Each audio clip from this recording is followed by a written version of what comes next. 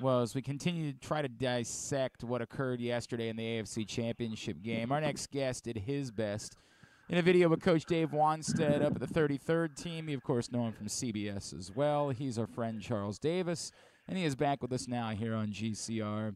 Charles, it's Glenn in Baltimore. It's good to chat with you, even if we don't like the topic here in Baltimore that we're talking about today. Yeah. Appreciate you taking the time for us. Well, thanks for having me as always, Glenn. Trust that you are well. Yes, other than, a few of us had made plans for what we were going to do in Vegas next week. Yeah, it's what it is. Hey, yeah, understand. Charles, I think what you and Coach Wanstead were dealing with is very close to the top of the list for what we're dealing with, which is I think it can be palatable if a team loses and you feel like, well, they gave it their best shot, they came up short, it's what it is. And I think a lot of this city doesn't feel that way today and feels more like, what was this team that we saw yesterday in these circumstances that just really seemed to panic and get completely away from who they were? Glenn, I think what you're talking about, and tell me if I'm wrong, please, because I don't want to go in a direction we shouldn't go. But I think what you're talking about is something that Coach Wanstead discussed when we had our conversation on the 33rd team, and that was identity. Yeah. And I think that's kind of where we are on this, because we believe we know who Baltimore is. I remember years ago someone told me the ability to wake up every morning and know who you are before your feet hit the ground makes for a really good life. All right? You wake up, you know who you are, you know what you're about. You don't have any question marks, none of that searching and trying to find and what direction do I go? And look, if you're an NFL fan, you pretty much believe you know the identity of the Baltimore Ravens. Mm. And I thought that yesterday, on Sunday, in their game, there were times when they did things that weren't part of their identity. 3rd and short, throwing the football instead of being, and they're not a team that doesn't mind going for it on 4th down. So as John Harbaugh said so many times, and it's proven to be true, running the football is in the DNA of the Baltimore Ravens. So does that mean you run it every single time it's 3rd and short? No, not at all. But it felt like there were times where that opportunity was there to turn it into a 4-down situation and run the football, which is closer to what they do best than anything else. That I thought there were times they got away from that, and I think that's what Coach Wanstead was trying to point out. And that's the way that it felt. It felt to me, Charles, and you tell me what you think, it felt like a team that panicked. It just felt like a team. I got to be honest, I thought the difference in this team and the 09 or the 19 team was that if they fell behind, it just wasn't that big of a deal. Like, they were completely capable of handling it, but it didn't play out that way. Like, it felt like they were pressing, and it wasn't just the play calling. It was decisions that players were making. It just sort of felt like a team that was shocked by how Kansas City had punched them in the mouth and panicked because of it. Yeah, and I think that's where I think the major surprise came in, because Kansas City came right out, had the big drive, took it downfield, Kelsey scores, blah, blah, blah. That looked like kind of old school Kansas City. Yeah. Minus the big shot, right? It's more old school Kansas City mixed in with 2023 season Kansas City. And Andy Reid has rediscovered that running the football is a cool thing. Okay, and they're doing it. And the offensive lines responded accordingly, especially their middle three with Humphrey and Smith, and usually it's Tooney in there, but yesterday it was Nick Allegretti. But Baltimore came right back, stayed on their feet. And what a play Lamar Jackson made in the pocket, escaping, pulled his Houdini act, and then threw a gorgeous pass downfield. It wasn't one of those where he escaped, threw it up, and the receiver made an incredible play. He threw that one like he went back 1, 2, 3, boom, back foot, hit, throw. I mean, it was just gorgeous. And we went to break, and I looked at my son, and I said, I feel like we might have punch, counter punch today, kid. Oh. This is what it feels like. Punch, counter punch. We'll see how we go. And it didn't turn into that. As you said, there was, and as time went on, they pressed. Different things happened. Look, Kansas City actually went at one point at 14-7. Tell me where we were in the game, Glenn. 14-7. 4th down, deep in Ravens territory, and I'm yelling at the TV. Well, he wasn't yelling, but I was like, I would take the points. I'm a big guy in the playoffs. Take the points. Yep. Points are good. I really feel like the coaches nowadays, because of analytics, Glenn, they've gotten to the point where this is just one person's opinion. What used to get you roasted doesn't feel like it does anymore. It's almost like you have license to do these things. And I'm still thinking points are good. Kansas City didn't take the points. Baltimore held them, a great defensive stand. But they didn't turn it into anything. Nothing. Kansas City got let off the hook on that one. Kind of like Dan Campbell's taking all this grief right now. Andy Reid doesn't have to take any of this grief because he won. But to me, I still don't believe it. He should have gone for it on fourth down there against that Ravens defense, against Roquan Smith and Patrick Queen. I'm taking the points in a game like that. They don't take them. They didn't make them pay, and that's part of what I think you're talking about. Normally, Baltimore makes people pay. And the last thing I'll say, because I'm sorry I'm going on this long soliloquy, the season-long, send me your best, and we will beat you up, is why I believe when we're watching that ball game, you're thinking, okay, Baltimore will be okay. Because even in some of those games where they beat up people, those teams were in games early. Remember the track meet with Miami early? Yep. And then all of a sudden they throttled them? The best teams they played this year, they tended to beat up. Like, they didn't just beat them. They beat them down.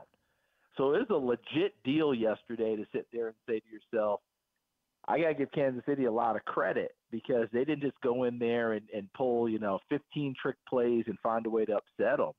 They went in there and did their thing against what the team that many of us thought was the best in the NFL and a team that took on the best records that they saw all year long and smacked them around. It wasn't quite the same yesterday. Our friend Charles Davis from CBS and the 33rd team is with us here on GCR.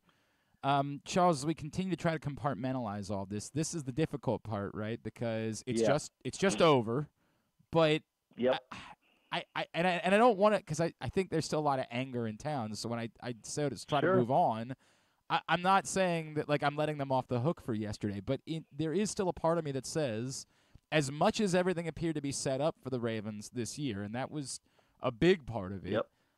There isn't any reason why I think. There'll be some changes. I don't know that Patrick Queen's going to be around, but I don't know that there's any reason why they can't be back in the same spot a year. Like, it's still going to be Lamar Jackson. It's still going to be Zay Flowers. It's still going to be Roquan Smith. It's still going to be Kyle Hamilton. I think they'll try to keep Justin Madubuike around, even if that's on the franchise tag. Like, I'm the nucleus appears to be in place. Now you might have Mark Andrews and Isaiah Likely on the field together all season next year. Like, there's a lot to like. Is this a situation? I'll compare it to the 2011 Ravens, who lost in the AFC Championship game in heartbreaking fashion, where in some bizarre way, learning from this specific, hey, you can't do these things against the Kansas City Chiefs, could end up benefiting them a year from now if they can get back to this place. No, absolutely. I think everything you said is really on the table. Hard for people to hear and listen to the day after this disappointment. No one wants to hear it. Somewhere John Harbaugh doesn't want to talk about it, think about it, all that. All they're doing is looking at how did we let this one get away because it was right here in front of us. And we all know each opportunity you let get away, there's no guarantee you get back the next year. We all know the Dan Marino story. I always laugh to myself because it's not funny, but it's just, you remember when Dan hit his first and second year in the league. In his second year, he set all the records. They go to the Super Bowl. They lose to the 49ers. And at the end of the year, he and Joe Montana are doing like a Diet Pepsi ad. And at the end, Joe grabs a Pepsi and he walks away. And Dan says, hey, Joe, next year I'm buying, which was the implication was we'll be back and we'll do it. He never got there. That's true. So that's why you don't, it's hard to look ahead. But to your point, it's all there for them. The challenge is this was the year that you could erase all the questions that will still be there next year.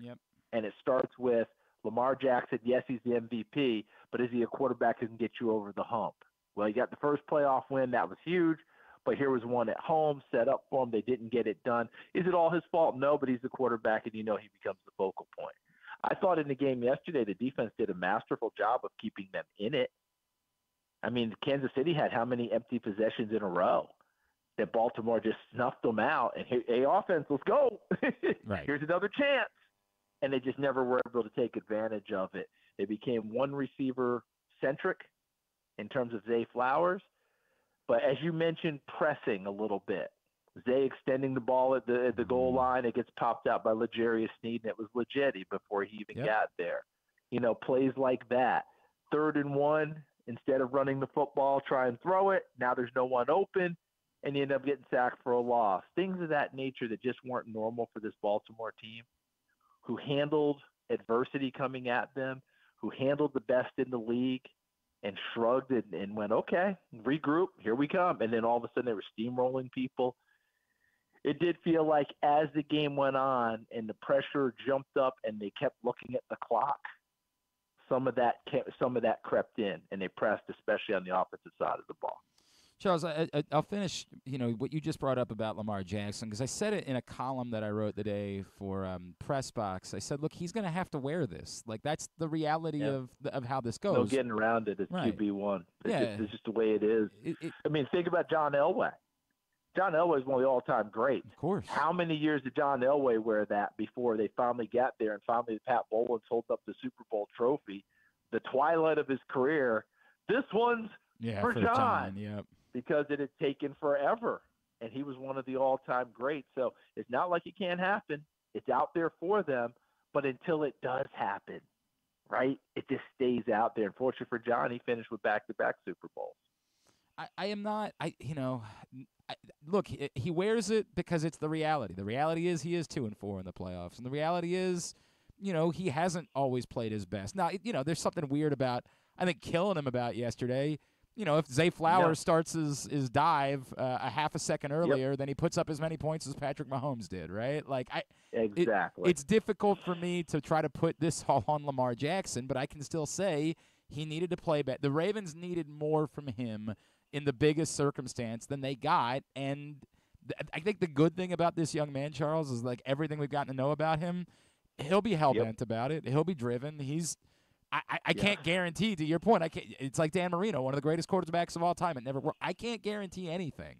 But nothing about this young man says anything to me other than he will continue to bust his ass. He'll wear it. He'll deal with it.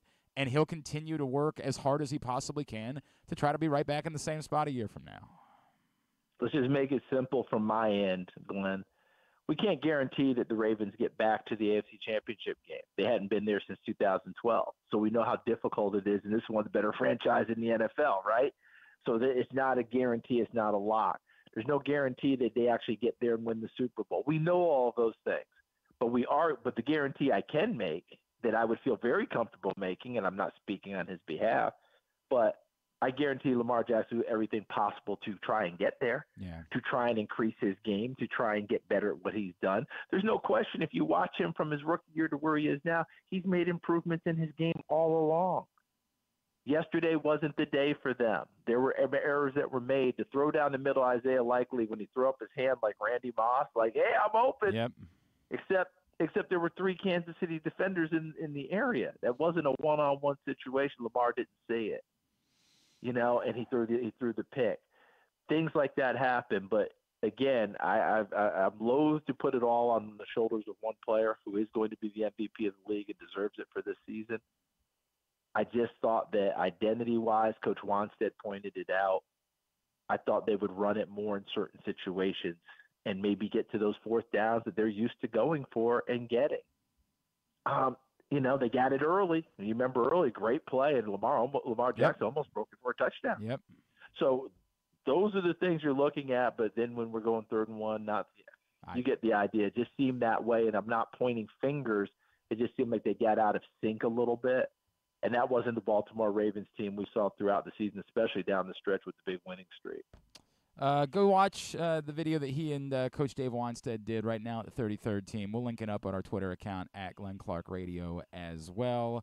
What do the next couple of months look like for you, Charles Davis? Are you and I talking draft here coming up soon?